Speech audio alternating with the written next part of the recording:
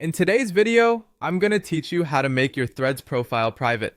If you want a little more control over who can follow you on Threads, turning on a private profile is a simple and useful setting. Once this is enabled, people will no longer be able to automatically follow your account.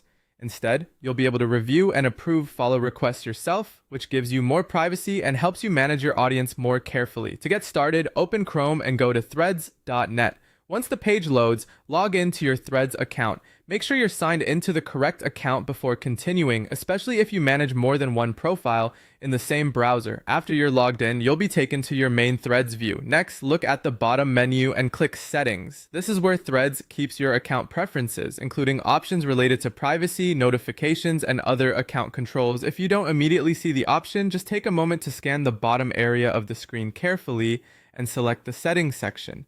After that, choose Privacy. This section contains the controls that affect how visible your profile is and how other people can interact with your account. It's the right place to go anytime you want to adjust who can see your content or connect with you on Threads.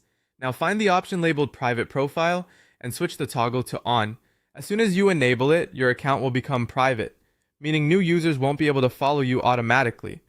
Instead, they'll need to send a follow request, and you can decide whether or not to accept it. This is a great setting if you want a more personal experience on Threads or if you'd prefer to keep your posts limited to approved followers. It can also be helpful if you're reviewing your online privacy settings and want tighter control over your account. And that's it. Once the toggle is turned on, your Threads profile is set to private. If you ever want to change it back later, you can return to the same privacy section and turn the setting off.